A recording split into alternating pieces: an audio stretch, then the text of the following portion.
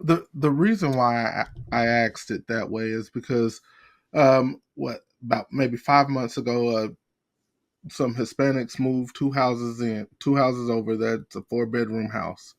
There are four families in that house, and none of the women go to work. Not I've never seen any of them go to work or come from work. But the men, I do see them leave. It looks like it's on some kind of weird rotation. And listening, I was listening to you, and you were talking about we gauge ourselves against these celebrities, and when they live a life that's completely unrelated to anything that we will live, as far as I know. And I compare that to that family there, those families there, and I'm like, why couldn't we do something like that to where we can actually stack our bread? We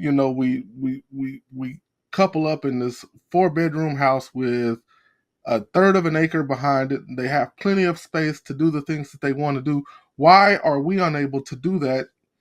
Is it You because, like, I can't wrap my mind around all of that?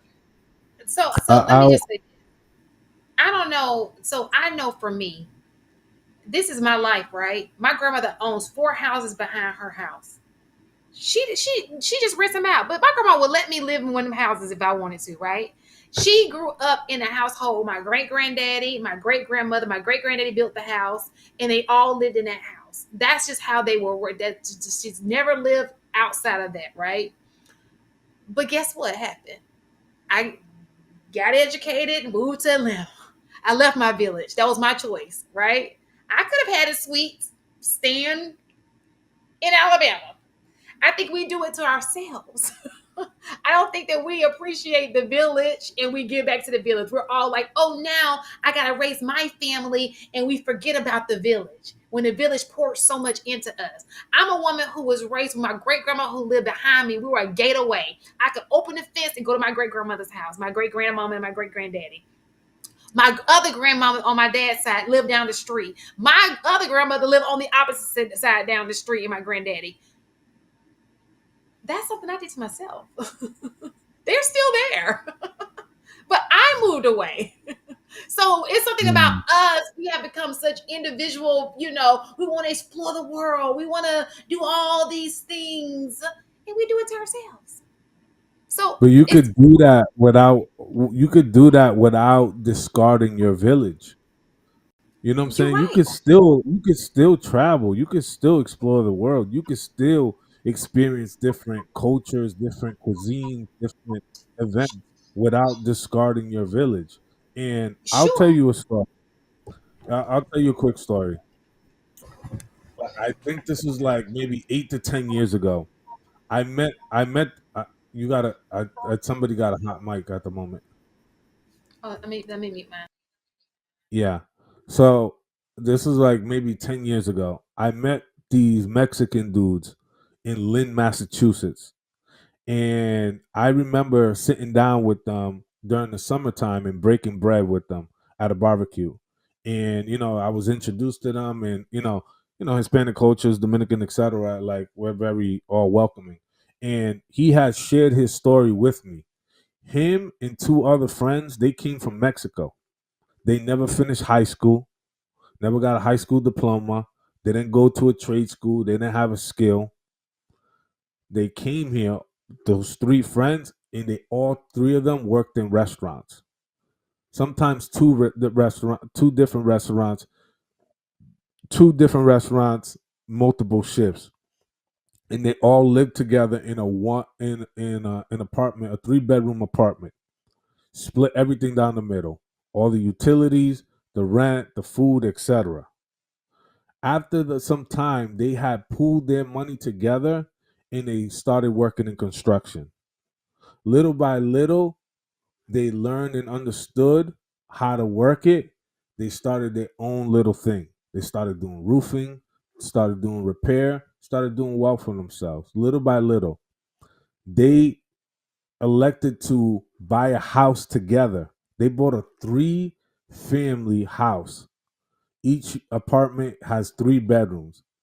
They rented all the other units out and they all lived in one, right?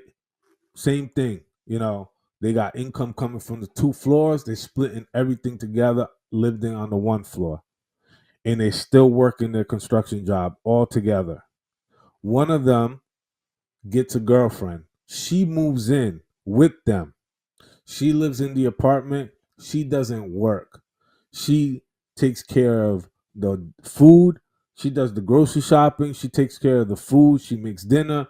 She takes care of laundry, etc. Everything is taken care of for this woman. She doesn't do anything. She doesn't touch anything, but she takes care of everything home base. True story. That man elects to move out of that apartment with them because now the relationship is getting serious. They move out. Whoever's on the second floor, they move to the second floor. Now that new relationship, they're living on the second floor of that same building that all three of them invested in. The other two guys are still living on the first floor. One of the other guys gets a girlfriend, and they move her in. They do the same thing to the point that all three of them have relationships and they all have their own floor, all living in, paying into the same investment that they all started with. Now, now, still working construction. None of those women work.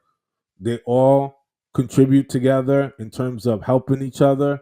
They take care of everything household. Now one of them has a kid. Now they're looking to expand.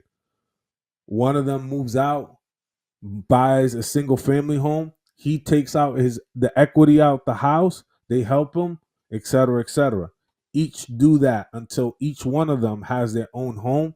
They still rent out that three family, 3 bedroom apartment, and they all get the dividend now. And then they rinse, cycle, and repeat. Now they're having cookouts and barbecues and visiting each other at their own prospect home.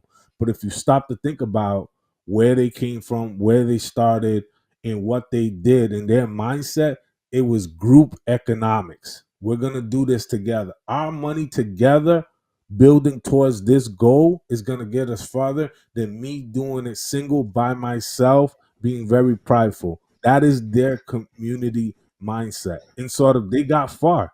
So you think about it, and a lot of people will try to talk down to individuals like that, but you know what? They didn't have an American based education. They didn't go to college. They didn't get a trade school, but they know what? They got it out the mud. They did what they did. They got it out the mud, and then they applied themselves and they stacked their money together. Go ahead. It's so funny because I was talking to my students, and I talked to them. I use my Hispanic kids as an example, because a lot of my students, they'll say, "Oh, I was working, that's why I couldn't do my work. I could my education. I was doing this. I was doing." And usually when they say I'm working, they mean Dunkin' Donuts, Krispy Kreme. But I have my Hispanic kids. When he say he working, he mean helping build a house, laying some brick down, building a deck, some shit that he gonna really be able to do as a career when he leave here. So if he tells me he couldn't get it done, he's already on the path of what he's gonna do because his dad is teaching him something, a skill, and he's gonna be perfected at it. It's gonna be something he's gonna continue on with, not your Dunkin' Donut job, right? So I think that that's one thing that they do well at. They teach. It's like a generational thing. Those young men in my classroom, at least, they come in with all this money because I have a store attached to my classroom, and they come in all this money, and the first thing I'll be like, "What you do?" Because I need this done. This is how I get my help, y'all. I'm telling y'all. But they are really, and they're like perfect at it. Like they have been doing it since they were like 12, maybe even 11, because their dad did it, and it's just passed down from generation to generation. He already knows what he's gonna do. He's like, "Yo, Miss Piss, I'm just in here trying to get the knowledge, but this is what I'm about to do." I was like, okay. I'm gonna say something real quick. I'm not gonna fly too long. In my mom's town where she grew up in DR, she would have cousins or close friends, and sort of on the weekend, like when they have to like clean and do stuff, they all come together and they all help They each other do. They come stuff together. done. And then what would normally be a whole day worth of cleaning, Mhm. 5 6 hours turns into an hour, hour and a half, because every one is doing the bathroom, one's doing the kitchen, one is doing laundry, one's in the living room. I got one Done. coming to my house in the morning. Right. But again, it goes back to group economics, group thinking. And unfortunately, until black people get rid of the individualistic mindset and throw that Mm. away and adopt a new paradigm of thinking in terms of group economics and group help, right? Things will never change around. If you look at everybody else is trying to work together, pull together, etc. As opposed to no man is an island. And I'll leave it at that. So, I thought your story was great. I really did. And I did have a follow up, but we're approaching that 2 o'clock, and I got something I got to do at 2 o'clock. Um, Been watching this so movie. it won't be any movie watching around here, but anyway, the name of the show that Wait, Jr. wait, wait, has wait, tonight. wait. I got a 2 o'clock appointment. The name of the show Jr. has tonight is called The Solution, and I think that what Luis just offered up is a true viable solution if we can get past the drama and the individualistic nature of the way we've been moving over the past, let's call it 35 years. If we can figure out a way to somehow come together as as a community, even if it's only 100 of us to start, show that it can be done, that it can be obtained and achieved, then I think that is the solution.